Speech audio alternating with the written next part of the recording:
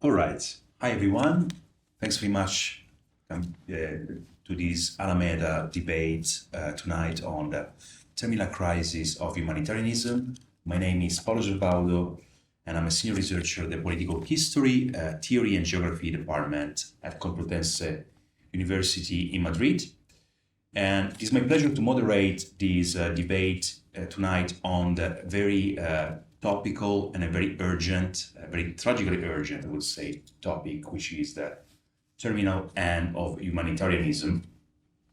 It is a topic that is made urgent, of course, by current events, by current news, by things we can witness every day on when we watch the news, when we watch what is happening in different parts of the world. Of course, Ukraine, Palestine, and other regions are a very central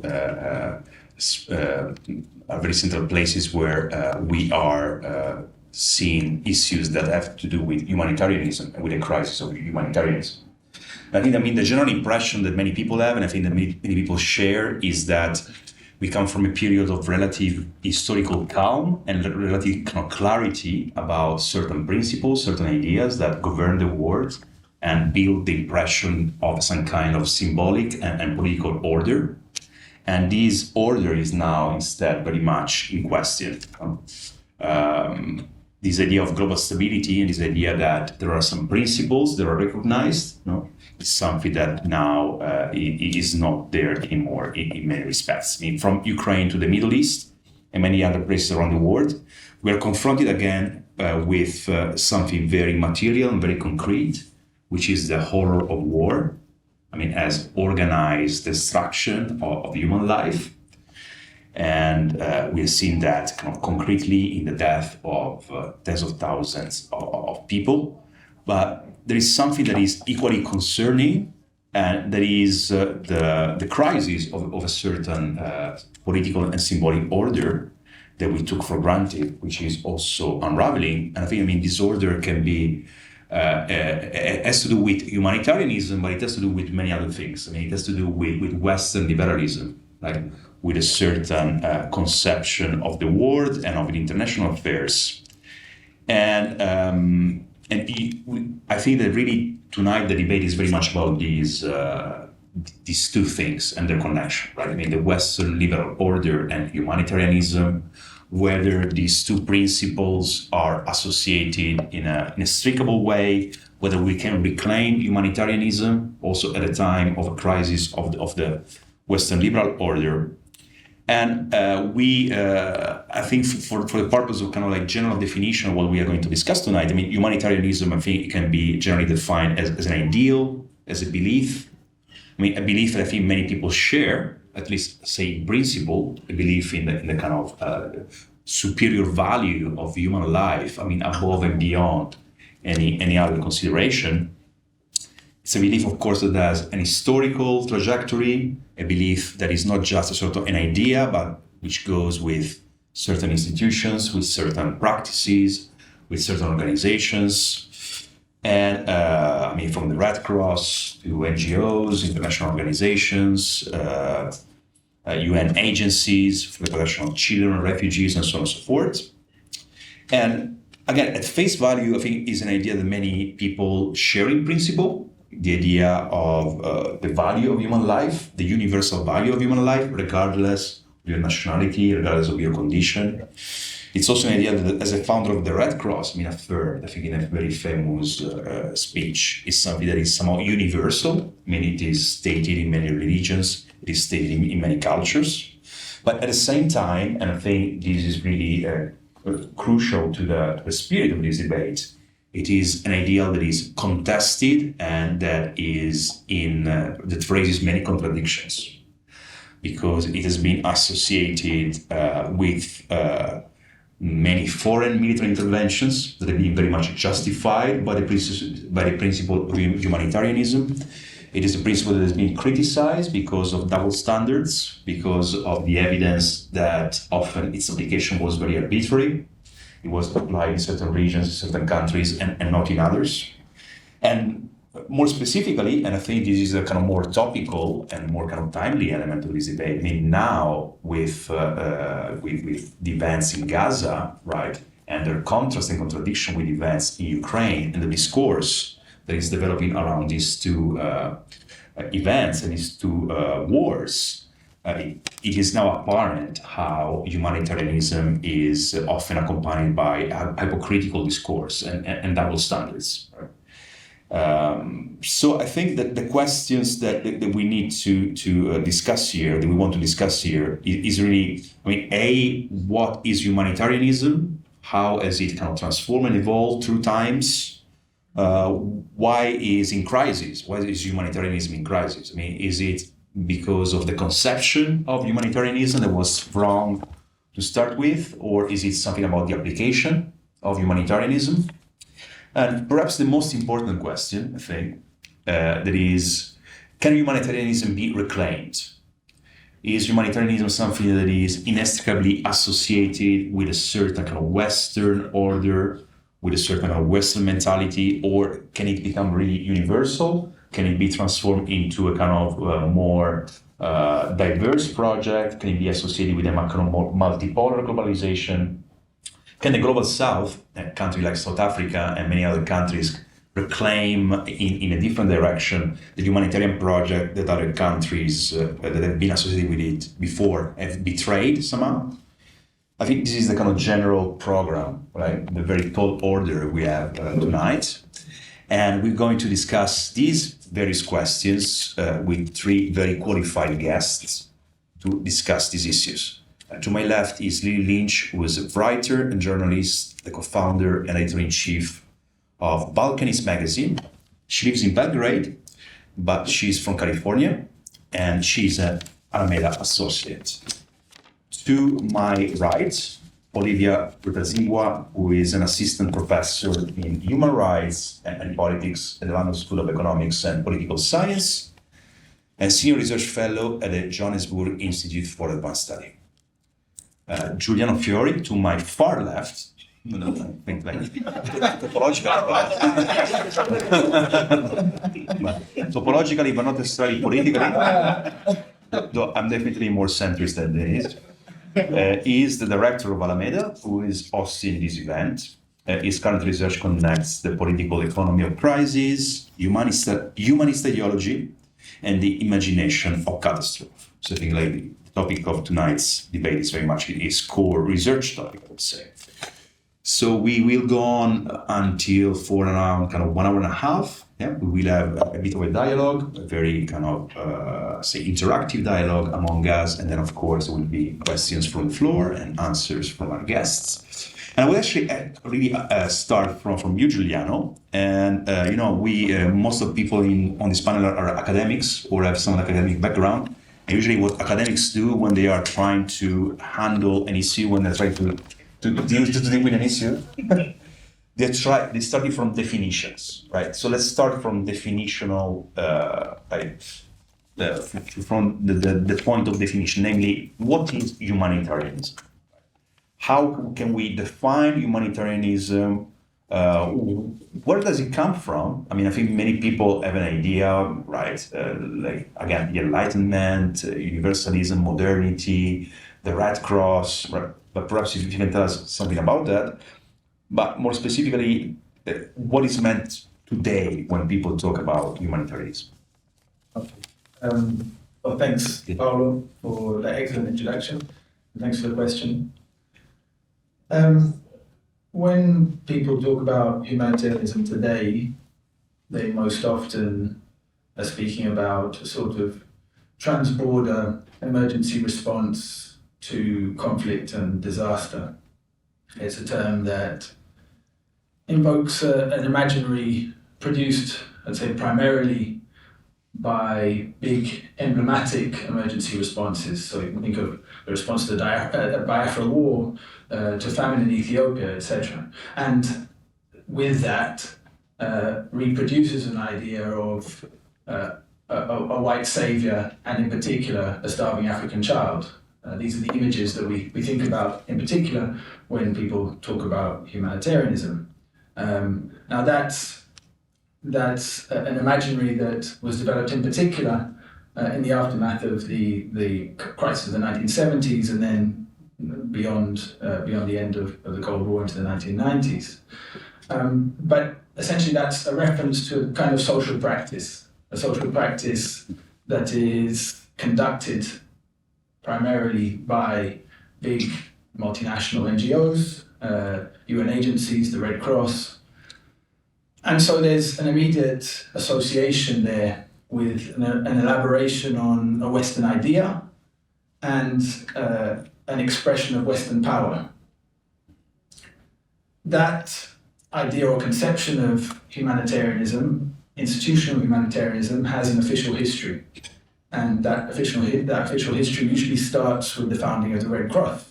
However, I tend to think that if we're going to try to understand humanitarianism conceptually, as well as politically, there's a need to go back further than that.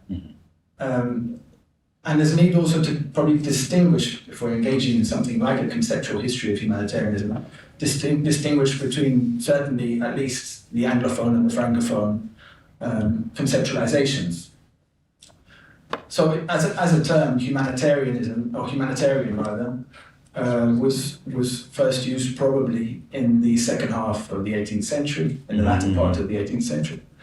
And it referred to the idea that God was in fact human, the presence of God in humanity, and Jesus as human rather than some form of deity. As such, it's most probably actually a portmanteau, humanity and Unitarian, and it's a word that probably continues on from humaniformian, the anthropomorphite idea of God through humanity. In France, particularly in the first part of the 19th century, it became very associated with utopian socialists like Leroux and Saint-Simon, who in fact also had this idea of a sort of secular religion, a socialistic secular religion.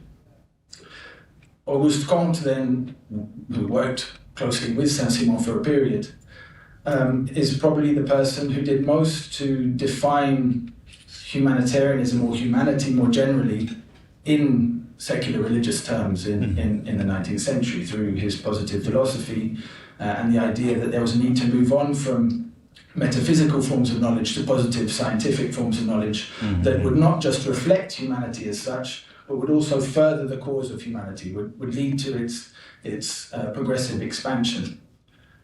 That French tradition, from which actually modern sociology arguably starts, Comte was the person who coined the term sociology, we can actually link to the British tradition of humanitarianism, partly because Comte's ideas were transmitted or brought to Britain by John Stuart Mill and others, the British positivists, people like Frederick Harrison, Richard Congreve, who themselves were humanitarians of a sort.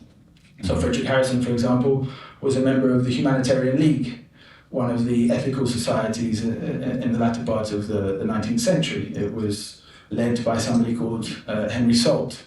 And Henry Salt was concerned with humanity in general, but also had a particular kind of concern for animal welfare, for example. So here you see in Britain the term humanitarian being associated in the 19th century with actually a range of causes, eventually retrospectively being associated with abolition, with the temperance movement, with the anti-incarceration movement, with more sentimentalist philosophy, Victorian philanthropy and charitable endeavours, but then also theoretically with evolution. And here, in particular, liberals and radicals in the late 19th century, connecting the idea of humanitarianism with progress, with civilization, and with its transmission and its imposition on lesser peoples, on lower peoples. And so, missionary activity is a key association of humanitarianism in this period.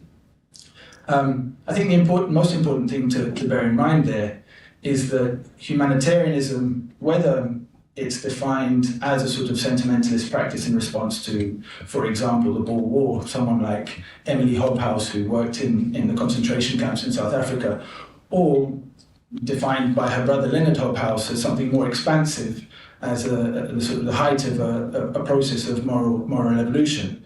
It is connected definitively to imagination and to progress, and therefore to a very modern kind of ideology. That is obviously shaken radically by not just the First World War. In fact, it was shaken a little bit before the First World War, probably, by the Balkans War in particular, which for some already prefaced what was to come. And what we see interestingly in this period, the Balkans War just before the First World War, so 1912 to 13, is an expansion of a kind of institutional response to disaster and conflict that then, during the First World War, and in particular in the interwar period, leads to a rapid development of institutions that start to look a lot more like the kind of humanitarian institutions we see today, most obviously associated with the League of Nations, but also NGOs. So, Save the Children, for example, an NGO that was established in the aftermath of the First World War in 1919. The term humanitarian wasn't always used in relation to these institutions, but the practices we can see as being perhaps quite similar. I think the key point, just to accelerate forward a little bit more, the key turning point for a conception of humanitarianism is, as I said previously, the capitalist crisis in the 1970s. And here, my reading is that humanitarianism becomes a sort of reaction to a political turn, which is itself reaction to capitalist crisis.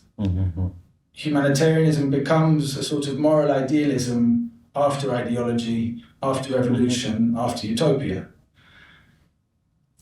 But it also becomes bound up with political economy, the political economy of the day that was in flux, most definitely. And by the 1980s, humanitarian institutions are very much vectors of neoliberal ideas. So management theories and ways of organizing bureaucracy. Into the 1990s, that becomes an absolutely core element of the work, the moral work that NGOs are doing. It's a sort of process of cultural dissemination that NGOs engage in that is actually the counterpart to the idea of spreading aid and supporting people in need. The military humanitarianism that I'm sure Lily will come to, because it's an element in the article she recently wrote, then actually doesn't seem so far distant from a kind of establishment humanitarianism that had already started to take form. And I think that's still, the humanitarianism of that period is still the humanitarianism that we imagine when we think of humanitarianism. And we'll come to this, but we're obviously beyond the long 1990s. In fact, arguably, we're at the end of the period after the long 1990s that was probably initiated with the financial crisis. I'll stop there. Thanks, Professor Juliano.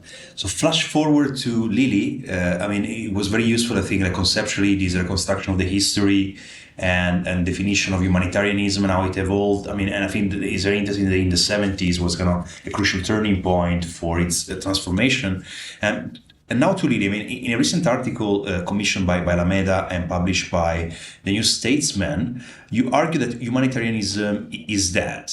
What did you mean by that, and what motivated you to write the article? I read a sentence from your article that I think is really crucial to understand the argument you had there. You obviously are referring to Kosovo, you're referring to also specifically to the Balkan situation that you know very well, very closely. But you have this sentence that I think it really encapsulates your argument there, that it says, the West is facing the consequences of its own creation. The principles and institutions of which it once envisioned itself as the sole arbiter turned back on itself. So how do you see, how do you see humanitarianism? Is it a hypocritical idea that the West weaponized to justify its foreign policy, or is it something more complex? What does your direct experience and coverage of this issue tells you about it? Well, what I was trying to do with that article was really look at a particular moment in the kind of evolution of humanitarian thinking and look at unipolar humanitarianism. This very particular kind of humanitarianism that emerged, that could have only emerged at the height of the unipolar moment. I don't think the obvious example of this, the penultimate, was the 1999 NATO bombing of what was then Yugoslavia. And the reason why I say that it could only happen at this particular moment, I don't think the US would feel so cavalier about bombing the Chinese embassy in Belgrade as they did in 1999. Today, hopefully not. But this was really humanitarianism at its most avant-garde and its most kind of radical. And the politicians and personalities who really pressed for this idea were, supposedly the good guys. This was the humanitarian intervention that worked, the military intervention that worked. We can all criticize the invasion of Iraq, but all of us feel very good about the intervention in Yugoslavia. Mm-hmm. This was something that was pushed very hard by the Democrats in the US, New Labour in the UK, and the German Green Party in Germany. So this was sort of the boomers all grown up with power, and how they would wield unprecedented political military power, using some of the ideals from the 60s and 70s. And so I kind of wanted to, I've been pushing back on this idea for many years that this is some kind of success story. Mm-hmm. And I always thought this was kind of a radical, extreme perspective. But then I saw just this week in Politico, the cover of Politico said that Kosovo is not a success story, and Ukraine should actually see this as a warning, what happened to Kosovo. And I was very grateful for this article to kind of finally come to terms with this in a very kind of centrist mainstream publication. The sort of most, the journalist who wrote this article talks about how the kind of most gratuitous example of why this is a failure is the energy situation in Kosovo, mm-hmm. where now Pristina and Belgrade are two of the most polluted cities in the world. The first thing I do every day when I wake up is look at my phone and go to an app that tells me if it's safe to go outside or not. It's one of the most polluted cities in the world. And if you hear me coughing or wheezing during this panel discussion, then you know where that comes from. A quarter of a century of U.S. engagement in that country. And they are, and this is how we live. Apparently, they only care about Albanians if Serbs are killing them, not if other things are killing them. So I wanted to really return to this utopian moment where we believed that the West was the kind of the sole arbiter of who should live and who should die. We could decide. We could use NATO. Which was a Cold War alliance, and apply it in a new context to save, quote unquote, non-Western victims of oppression. And I kind of wanted to go back and think about what was informing that thinking, and then kind of try to understand how we got to this point where we are today, where just quite different, and look at sort of the distortions, the degradations, the mutations from that moment to now, because you do not hear so often about this idea of humanitarian intervention. It sort of seems to have entered the dustbin of history, and it's been a kind of, I wanted to kind of track that from the turn of the millennium. And so, of course, you can go from the early 2000s, the war on terror, human rights sort of are thrown out the window, of course. And then in 2011, the NATO intervention in Libya, which I think very few people would describe as a success. I think it's very difficult to do that. I don't think very many people do. And then, of course, at that moment, Russia and China really realized the importance of the veto on the UN Security Council. Mm-hmm. So this is really the kind of end of responsibility to protect.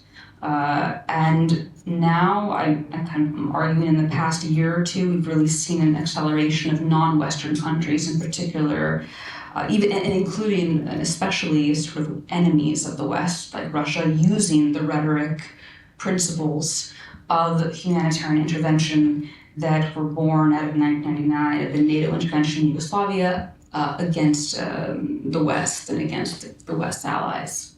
Mm-hmm. So yeah. Yes, I think in the article this is very interesting in the sense where you say that we move from humanitarian interventions to humanitarian poses, right? So the ambition has gotten much smaller than it was before.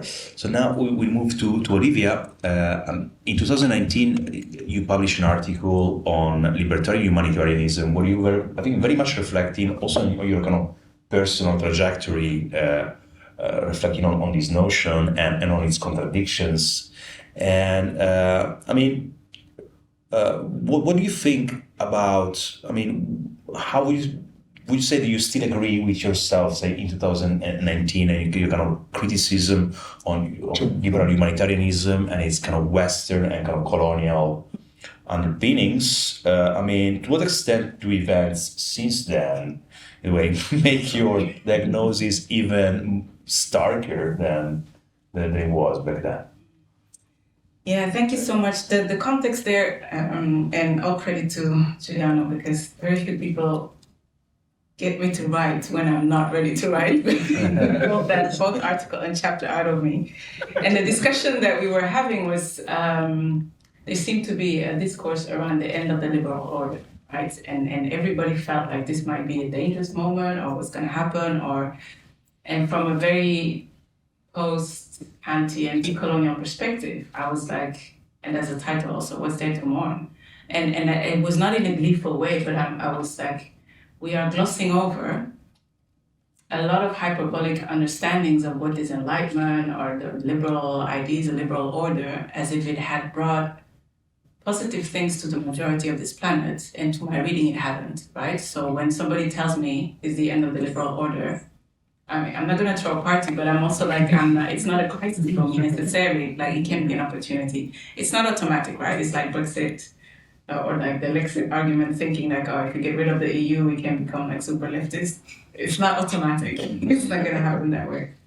Let me stop the jokes. But I want to continue on that thought that if we do the conceptualization of the humanitarian as obviously a whole lot of historical practices, but on the one hand, at its most general universal understanding as a universal value of human life, then when we historicize it, and if we try to historicize it, because that's the thing that has occupied my mind ever since I was interested in humanitarianism, and my background is, I'm a second generation Rwandan, so the reason why I studied political science, international relations, or even humanitarianism was for me to try and think there was a genocide in '94 in Rwanda and the international community kind of disappeared, right? So that's very shortcut. So that's the thing that I'm seeing today as well, right? There seems to be this, on the one hand, ideal, and the West kind of hijacked that ideal as if it was theirs, and it was never theirs. And I don't think this is political, but historically, it was never theirs. But this idea of this universal value of human life, the hypocrisies or the inconsistencies or everything that we see in the humanitarian practice is the fact that we don't have an honest conversation about whom we consider human, but also the other life forms that are necessary to sustain this human life and dignity, right? And so if we were to do a historical exercise in that sense that tries to decenter the Western understanding or the Western hijacking of this, because I don't think it's all Western, but also the West not as a geographic space only, but as a place of hegemony, then I would go, and I'm not going to give a history lesson, also I'm not a historian, but we can go back all the way to 1492 as an example, right? In the way that in Europe we decided Muslims, Jews suddenly are not as human, so we can push them out. I was taught in Icaza that was the Reconquista, even though we could give it another name. But at that time, we decided who was human and not on the basis of religion, right? So your God comes in there. Same time, same people, similar people go all the way to the other side of the Atlantic. And again, for a logic that then was not neoliberal, but it was the start of the capitalist, global racial capitalist enterprise, where you have these huge debates: are the indigenous people in Americas, are they human or not? Mm-hmm. And then we adjudicate it in one way or another, and again God comes in, and then we like, okay, maybe they are, so we need other people we need other entities to do that labor, not as humans, but as workforce. And then we go and kidnap people in Africa and we bring them to the Americas, right? It is the same time that thinking around who is human, humanitarianism, civilization, all of that. So that's the context in which our humanitarian enterprises saw the light of day. So I had to train myself to stop being surprised that some lives are worth of humanitarian interventions and others not. And so that for me is a very crucial way of understanding why we have this repetition of genocides and other forms of annihilation of human life happening, and we keep on being surprised, and at the same time we keep on being able to hijack that as a European or Western value. It just doesn't make sense. And the extent to which it doesn't make sense almost makes me very impatient in the sense that we should stop centering the West around this conversation and what would that look like? And it's not a cop-out, it's not to say like I'm sitting here as a non-Western, but I am. But what would it look like to have a conversation about the universal value of human life without pretending that the one thing we have mastered is deciding who is human and not? So in short, I do agree still with what I said then. It's become bleaker, but it's also a repetition of the same, and I'm wrestling with that, right? Because I do, like, how do we find both language to say what? I've also stopped watching or listening to the BBC because, for many, many reasons, but, and then, no, like, just to, like, even if I compare, right, like, in a run-up to, on the BBC, let's say if I take the last 2 years, I listen to BBC World Service even, so it's not even Radio 4, it's not like super parochial, it's like, let's stop, they call themselves the global radio or radio, but whatever. It felt like the conflict in Ukraine was announced before it was even there. A whole summer, they were announcing that Russia was gonna do something. I was like, they know something that I don't know, whatever, but so that's that. When I started from October 7th, continued to listen to them, and I listen to them because I teach human rights and politics, and I need to have an inkling about what happens in the world, but I've also stopped reading newspapers, and I used to be a journalist, right? So it's not even that, but there is something about the dehumanization that is reproduced in how we report about these things, right? So today I'm watching much more Al Jazeera, and on Al Jazeera you actually get a sense that a genocide is happening. On BBC World Service you don't. And so I think, especially because we're here in the Frontline Club, like there is so many important ways in which we constantly betray this universal idea of who gets to be human. And it's historical, it's grounded, and it's very much connected to an attachment to global racial capitalism. So it's very difficult to not have that conversation in that wider one. And I would say, I think, because you announced us as people like with expertise to talk about this, but I do think that if I were a humanitarian worker, I would even be more schizophrenic. It's like, how do you marry these things? Mm-hmm. Because it's not because the individuals in the industry are not committed to saving lives. Mm-hmm. It's that their industry exists so that the colonial global racial capitalism can continue as well.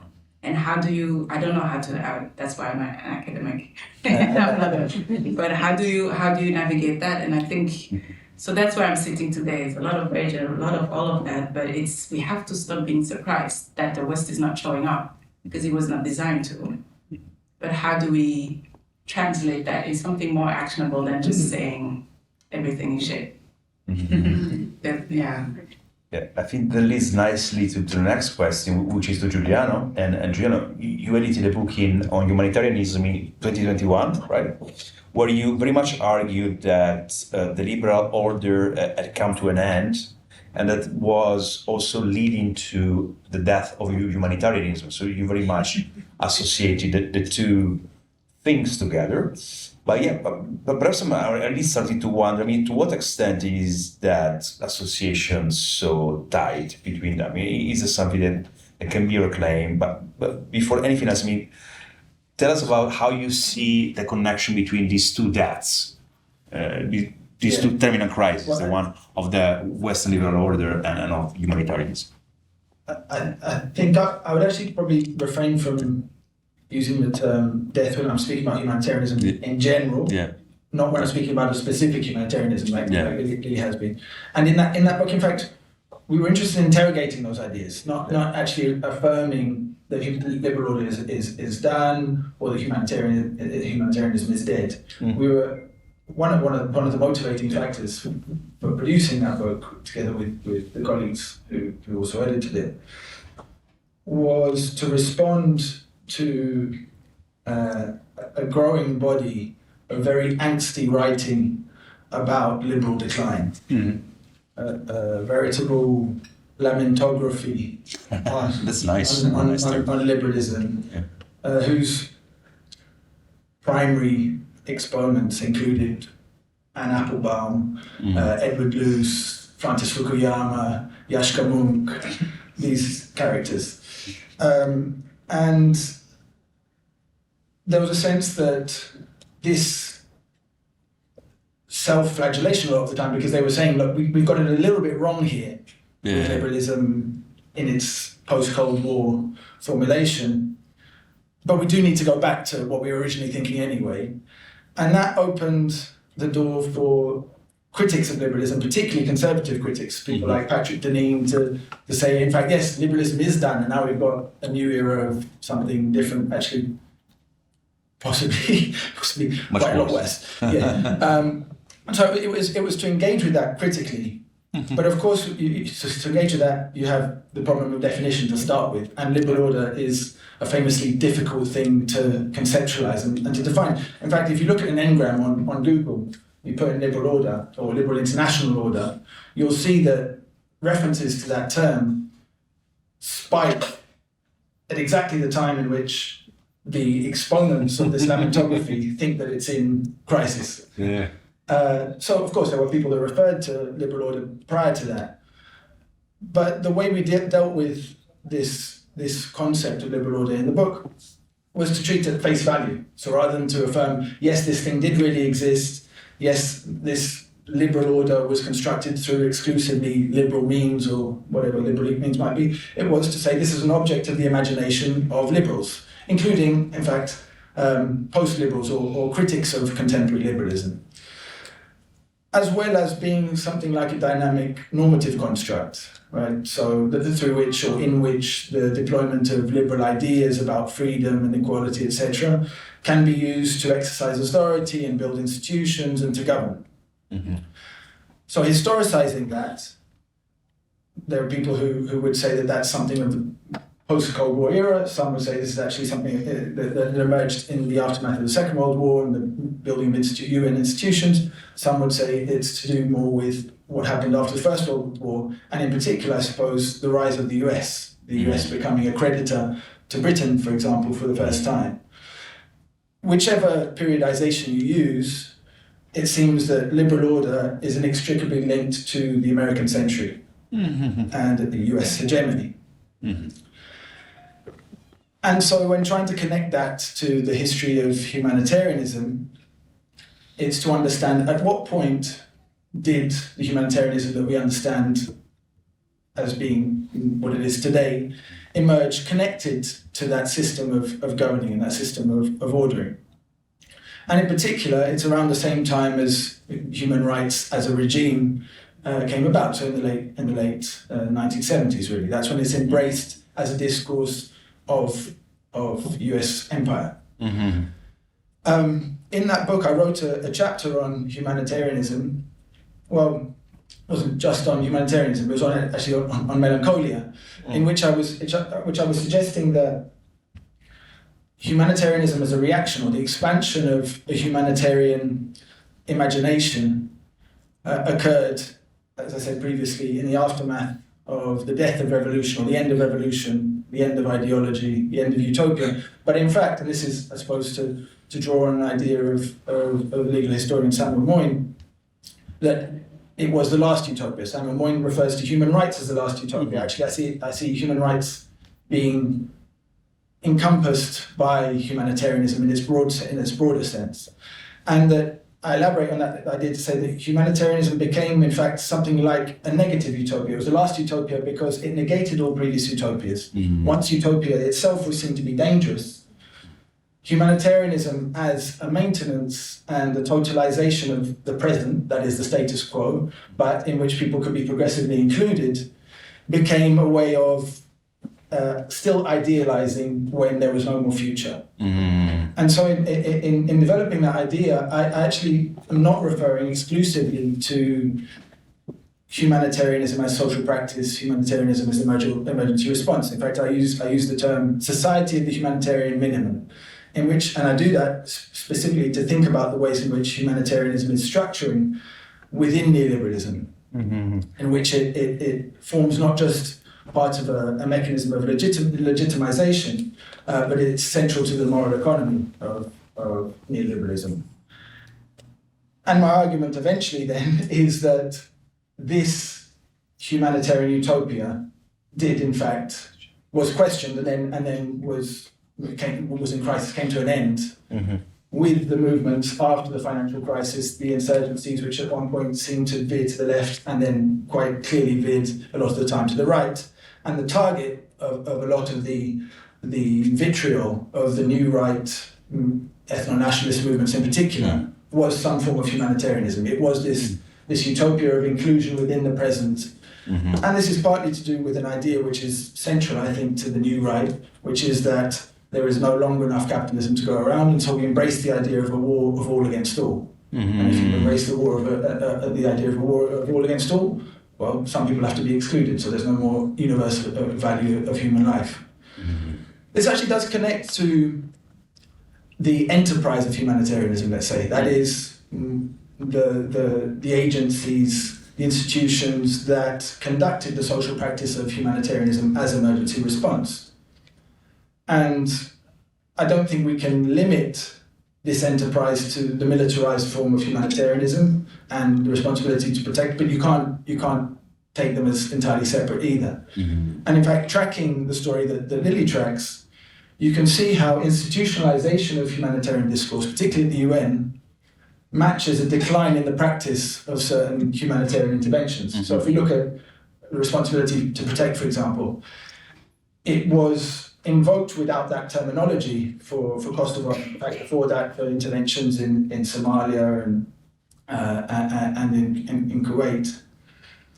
But it was really institutionalized after an international commission was established in 2001, sponsored by the Canadian government, and in a World Summit at the UN in 2005.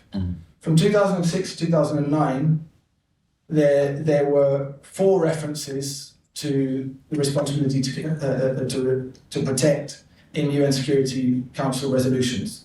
From 2010 to 2013, there were 15. From 2014 to 2017, there were 49 references to the responsibilities to protect. And yet, the number of military interventions enabled or licensed by the UN Security Council dropped radically. I think that's anecdotal, but it does demonstrate that something was happening within the humanitarian enterprise, the humanitarian industry, if you like, with its various elements, that was demonstrating decline. And it would seem quite clear that that maps on neatly to an increasing contestation of US power, of US hegemony. Just a final point. So I think we can refer to something like a crisis, if not death. I suppose, as somebody who's partially trained in history or as a historian, I'm sometimes reluctant to issue or pronounce the end of anything in particular. Sometimes feel it might be too soon to say, but I think it's a valid affirmation, because there's clearly a crisis that occurs. That's not the same as saying humanitarianism is dead in general, either as a broader practice to try and uphold the universal value of human life, or humanitarianism in its modern form. And the reason being, I don't think you can separate humanitarianism out from capitalist modernity, in the same way that I don't think you can say liberalism is dead, because liberalism plays a central role within capitalist modernity in moderating expectations. And as part of the moderating mechanism that is liberalism, humanitarianism is central. That's not just to substitute for other forms, more emancipatory forms of social practice and social institution, but it is to say that capitalism, while it adopts an increasingly illiberal character in many places, arguably doesn't survive without liberalism and its humanitarian expressions. Brilliant. I mean, I think there you provided a very interesting genealogical critique of the concept and of the conception of humanitarianism and how it relates to capitalism and how it relates to kind of realpolitik as well. But I think now what I would like to ask Lily and Olivia is instead more to do with its historical applications and how it has changed through time, right? Because I think many of us, perhaps the older people in the room, will remember the 90s kind of application, kind of practice and discourse of humanitarianism, which was very much to do with Yugoslavia, the war in Yugoslavia, right? And with kind of like at this height of American hegemony and this idea of like the need for intervention and then how it transformed through time. Of course, the war on terror was very much also justified, right? Often as a kind of human rights oriented intervention, or partly so.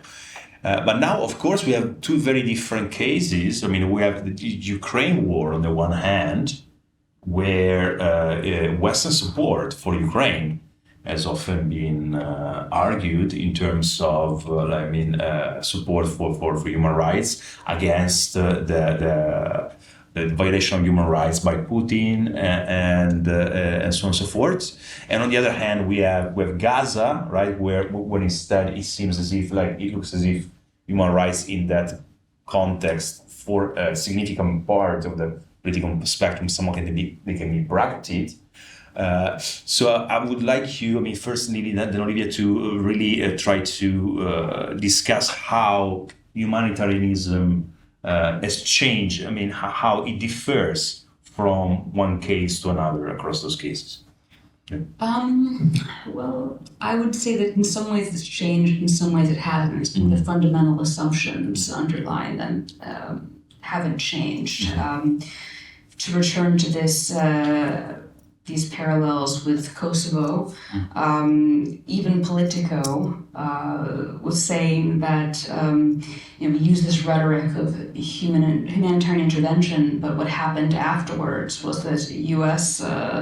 officials who pushed for humanitarian intervention profited tremendously. They were war profiteers. Madeleine Albright, General Wesley Clark, and then, of course, Tony Blair is now, and his wife are both employed by the president of Serbia.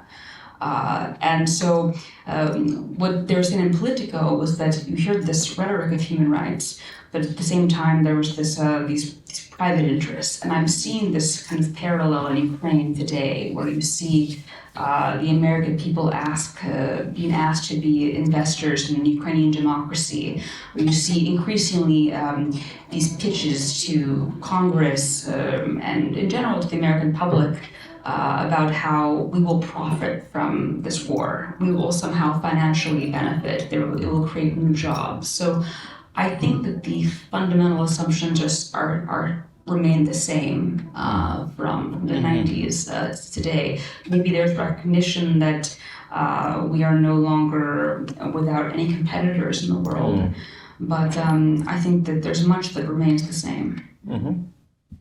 Olivia. Yeah, unfortunately, I also agree with that, and it's the same, not in a necessarily good way. And I was trying to keep my thinking on this this thing that we observe that even if we keep it to the West, let's say the way that we show up is so uneven, right? So I'll try to give examples through Ukraine, Gaza, and also mostly how I had to approach them in class, but then also how I even got to do the research on Rwanda and how it came in the conversation with Somalia and Somaliland specifically, right?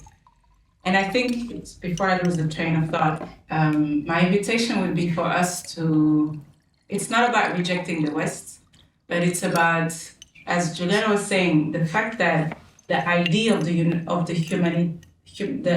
of the humanitarian has this universal value of, it has always been part of human existence. Mm-hmm.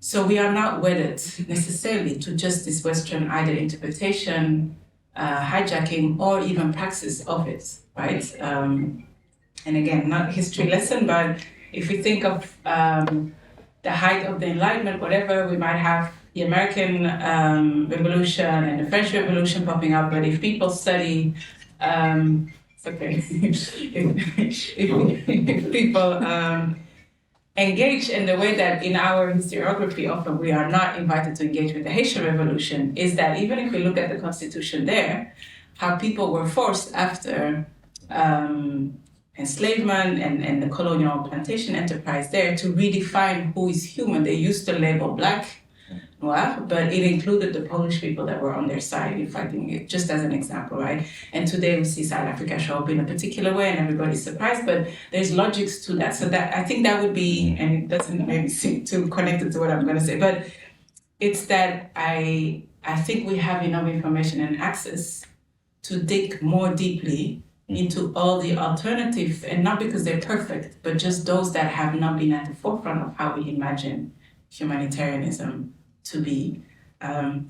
They have been part of our history, or global history constantly, but they have been specifically part of the histories of people that have systematically not been considered human automatically, right? So when people say we should include indigenous knowledges or black knowledges or all of that, it's not because there's magical thinking. It's just that you have to think extra hard about how you can convince someone that you're human when the whole system was created to make you think otherwise, right? Or to put you... and I think that's also, like I mentioned, indigenous knowledges, is that in the humanitarian often we are invited or confined to just think about human life, but human life cannot be sustained outside of the other life forms, right? And I think the destruction of Gaza today is not just Gazan people, but it's everything around that as well. So if you want to convince the green warriors to be on board with it, it's not different fights, it's similar fights, right? But again, I think there's a part of our liberal order that invites us to chop all of these things up as separate issues, and I don't think they are. But to come to your question of how can we, it's not even about comparing the suffering or comparing the different whatever. It's just to try and make sense, and I'm actually not claiming that I can make sense of it, but I'm trying to think of how I do it in front of the classroom, for instance, right? So if I take the example of Ukraine, I remember a lot of emotions, but I'm also an academic, so I have to go into the classroom and because my students are have decided to learn about human rights, I also decided to be quite honest, and I told them there is a thing about the way that Western Europe is showing up to this conflict that I haven't seen in a very long time. Everybody seemed on the same page, and obviously, there was a lot of the boomers that remember the Cold War, and suddenly this whole, everything mapped onto each other, all the movies that have been replaced with evil Muslims now, the evil whatever, Russians came back, and it was so clear for everyone. But at the same time, I think I also told them, quite honestly, I said, as a second generation Black person growing up in Europe, hearing the extent to which people fleeing the same conflicts, but not all looking white, and how they were stopped at the borders of Fortress Europe, angered me in many different ways. But also, I think the moral clarity with which Europe showed up to this conflict, it was also something that did not sit well, and that did not mean pro-Putin, whatever. So there was even very little space to not be just in a binary or any of these things. So I think the long-winded story here is that I think a lot of the insights that we already have about studies around whiteness, about racialization, about racism or whatever, they help us understand why we don't show up systematically on the basis of life, whether it's human or other life. And it's not, okay, so I told them everything we will learn about whiteness, whatever, it helps you understand. But at the same time, the fact that Europe suddenly finds legislation to have people come into their countries benefit social security issues, which makes sense because if you allow them to work, they can contribute to it, whatever. We encourage people to open their homes. We encourage schools to offer Ukrainian language teaching to the children, all of that. I said, there's no space for us to be cynical about it because it would be very easy for me to do. But it's like, take note, study it, and then next time when it comes up to other refugees and people say Europe is full, we know we always knew it was not the case. But so I think those are the examples I want to use to say that however much history keeps on telling us that the West is no protagonist in being nice to other people on this planet, we have enough information to imagine other things. And even as Westerners, we should not be excluded from that, right? So yeah, it's more political message than an academic or an analytical one. But it's about we've just been doing very bad science when it comes to humanitarianism, very, very bad science. And that comes with, I think, a lot of the hubris around our imagined civilizational order and all of that, right? But yeah, I think it becomes even more important to how do we imagine humanitarianism that is not a band-aid for colonialism? And I don't think that just basing it on Western knowledges around this or even Western history, we don't get out of this, right? But because it's difficult for us even to admit that the humanitarian, the aid, I don't even know how you talk about aid after robbery, but like all of that, it's a band-aid. Mm-hmm. And that's the complicity. And that's why we don't have to show up in a systematic way. Because it's never designed necessarily to, and again, like I say, I don't mean the people in the industry, even that's the irony of it. But as a system, it was never designed to have the majority of this planet live in dignity. It was never designed for it. So it's not a conspiracy, it's just a structural analysis, I would say. I think this is a perfect approach to the final question in the debate. How do we imagine a humanitarianism that is not a band-aid for colonialism? I think it's a really beautiful way to encapsulate that. Because I think so far we've been very critical, rightly so, of many of the shortcomings of humanitarianism, the fact that it is interwoven with a certain idea of Western domination over the world, that it is being used ideologically to justify many crimes and many bad things. But I think now, perhaps current events also confront us with something more ambiguous, that is namely the way in which, in a way, what you, Lily, in the article are saying, when you say that it's that other countries have been claiming the humanitarianism that the liberal West consider its own, right? And of course, South Africa with International Court of Justice, you see a situation where it has been the humanitarianism and the idea of human rights and the idea of international law, the idea of rules-based international order, right, which is central to the idea of Western liberalism, is being turned back, like against its own creators. And I think that is actually a very interesting moment, also because it reminds us that ideas are never just owned exclusively, or institutions, by the people who kind of generated them, but they can be used by other people. It reminds us of the fact that politics is never decided once and for all, and things can be transformed. So I think like the final question is really about, I mean, what is the more kind of positive or kind of programmatic approach to this? Namely, should we simply kind of dispose of humanitarianism as a concept, as a framework to deal with international relations, to deal with solidarity, with social processes? Should we kind of think about other terms, or should we rather think about alternative form and acknowledge the emergence of alternative modes of humanitarianism, where the protagonists are not necessarily kind of Western countries, but where are other countries that are actually taking more seriously the very principles that are embodied in humanitarianism? So I think we'll have a kind of a final round on that, perhaps more optimistic round, if we can manage to do that. Starting again from Juliano. Okay, thanks, Paolo. I'll try to be optimistic. Actually, I'll start from the point of contradiction. So, and what's changed. So, if we look at, people are talking now about after Ukraine, after Gaza, after what's happening in Yemen and Sudan and Ethiopia, humanitarianism is in its end times, or at least the humanitarianism we recognise from the long 1990s, let's say. That's to do with a revelation of the contradictions. You know, the contradictions are finally and conclusively exposed. In fact, those contradictions have existed forever, as Olivia says. So just one of them being the well-intentioned humanitarians in an industry that is designed for other purposes. But I mean, if we look at, for example, the history of Save the Children. Save the Children was established in 1919 to provide aid beyond the blockade, and well, initially it's pre-campaign beyond the blockade, and then to counter reparations and build solidarity between different peoples rather than governments.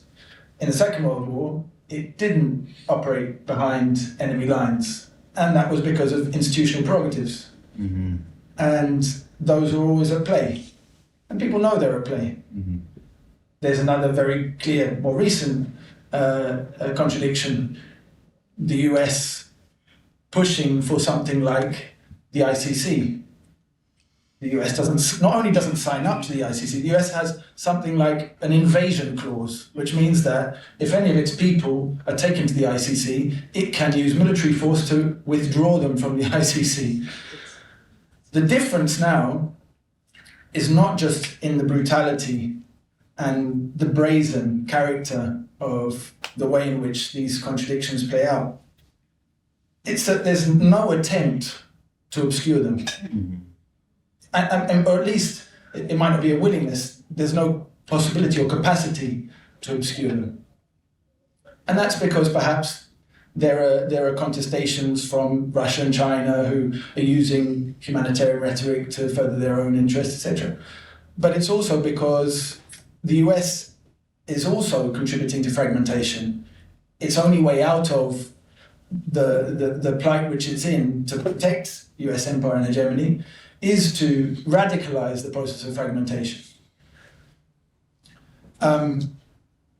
If we look at critiques of the contradictions of humanitarianism over time, particularly in the last 20 years, in which there's been a great development in humanitarian scholarship, many of them have been drawn from critical theory and so are focused on the themes of most importance or most topical relevance, so biopolitics, on the effects of humanitarianism, on the body of the humanitarian subject, things like that, on humanitarian discourse.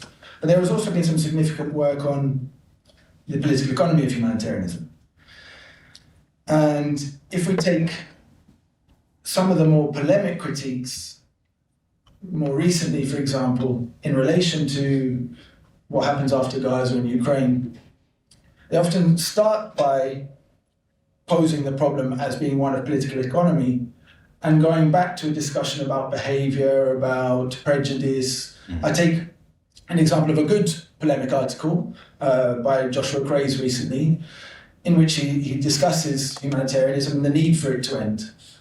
And he talks about the political economy of humanitarianism being the problem, but focuses a lot on inequalities between aid workers and or international aid workers, so-called, and local aid workers, on the way in which racism plays out institutionally, etc. And we lose the perspective a little bit of the political economy of humanitarianism. We lose, for example, sight of the fact that humanitarianism is structuring in neoliberalism's moral economy. And when I say that, if we go back to Thatcher's quip about the end that there's no such thing as society, right? That was, at least to me, a sleight of hand, because our understanding of society, obviously she was talking about society being, or human collectives being essentially atomistic and not holistic or organic. But it was a sleight of hand, because what is modern society? At least as defined by Reinhard Koselleck in his seminal work, Critique and Crisis, society emerges from the challenge to the absolutist state in the salons and the Masonic lodges, and it is an attempt to impose morality over politics. What happened after the crisis of the 1970s? It was finally the end of politics through the imposition of a sort of humanitarian management. And that has an industry that's built around it. And that has implications for the way in which not just the system of the social system of production is managed, but how it's reproduced.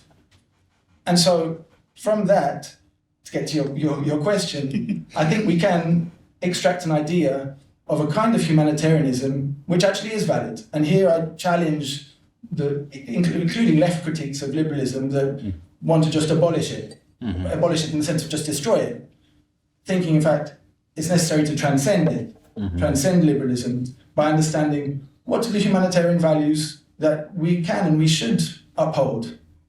And you need to in order to do that, you actually need to separate a humanitarianism as an ethos from its institutional form. We get very fixated on the big corporate NGO, on the big multilateral organizations and its failings, its obvious failings. And that then leaves us stuck in this process of responding to the contradiction by reproducing the contradiction.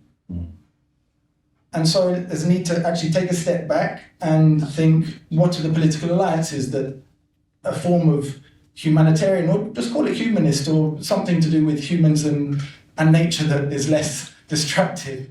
What are the forms of alliance that would be needed for that? I think it's possible, to be optimistic. That's right. Lily, more optimistic? Oh, Can you do it? from the Balkans. First of all, thank you so much to Alameda for having me talk today. Yes, it's difficult to represent or come here to discuss such a cynical region of the world, but I'll kind of make what I think is a bit of a conservative point, which was if the 90s, if the 1999 NATO intervention was an attempt to sort of have the Western-led order supersede this sort of post-1945 UN charter system, then maybe a reinvigoration of that post-1945 system that was designed to serve more of the world, at least in its, it certainly wasn't perfect, and it would take some decades to come for the countries emerging from colonialism to establish the Bandung principles. But still, I think there is some hope for some reinvigoration of the post-1945 system, because at least it emerged out of the shared experience of World War. And so therefore has some kind of consciousness about what was at stake. Whereas I think the 90s were a real aberration. So that's my kind of short comment. Yeah. Yes. Olivia. I'm not sure I'm going to be more optimistic but I mentioned this. More than optimistic. What's the alternative? What could be a possible? Or just thinking from today to and it's because it's important. It's not important to be optimistic, but it's important to keep thinking because the stakes are high, right? And I mentioned before we were having a drink talking an article, and I also shared it with my students that was really helpful for me because, as I said, I'm of Rwandan descent, and if I look at Rwanda as a country, for instance, today showing up in very close relationship with the state of Israel, for instance, which for me doesn't make sense because there's a history of genocide. And so I was trying to make sense of how does that happen, that one then chooses what I would call today the wrong side of this genocide history. And it's obviously something that is built through very different little institutional things, right? It's like student unions in Brussels between Rwandan and Jewish students, and then they do trips to Israel, whatever. This has been going on like for the last 30 years. It makes sense. So, but I read an article by Robbie D.G. Kelly, and it's called From the River to the Sea to the Mountaintop. And he wrote this a while ago, so it was not this iteration.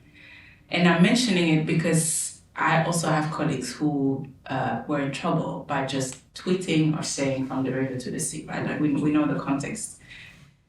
In short, the takeaway, and I think that is something good to share in terms of moving forward, the distinction, so he tries to draw an analysis of how African Americans have shown up in terms of solidarity, where it's either the Palestinians or Israel.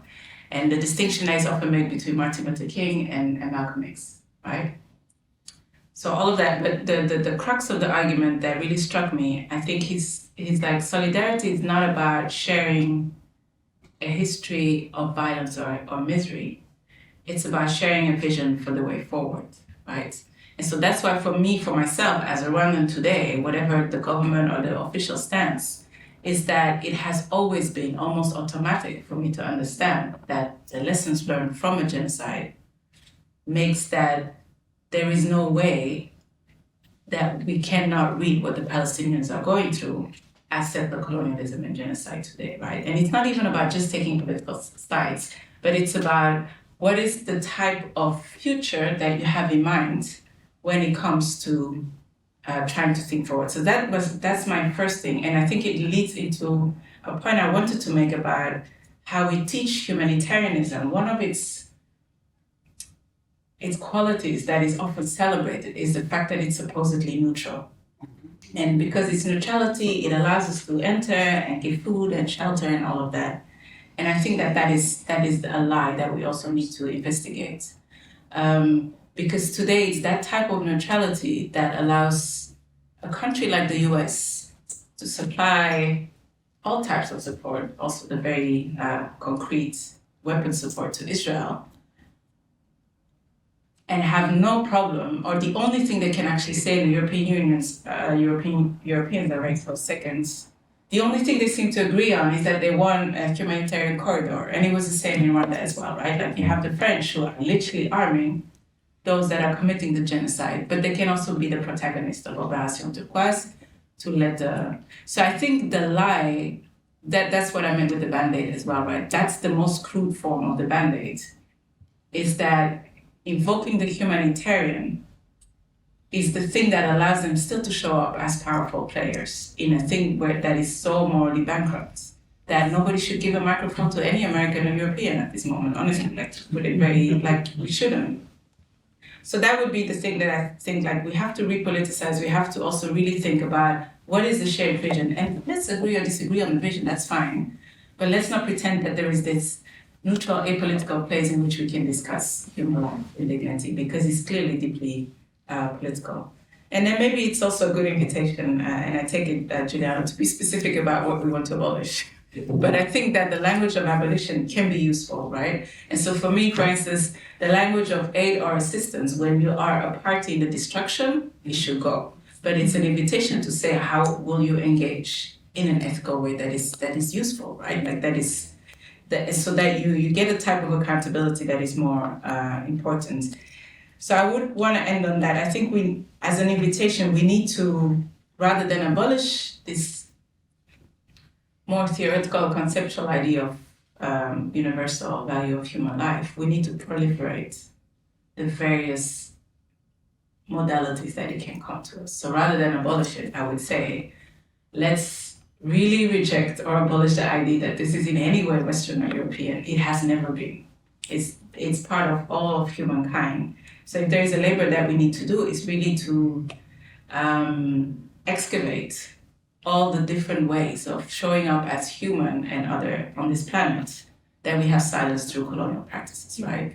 Which makes it that there's a lot of what we do will become obscene. Like there is no, for me, like there's no other way to speak about what's happening in Gaza today or in many other places in the world. But there is, so rather than maybe trying to salvage something about the West or whatever, we can invite the West in this project. Like, it's not exclusionary, but it's really, we should stop making it about them because they have failed at least since 1492. I'm going to end it there. Thank you. Brilliant.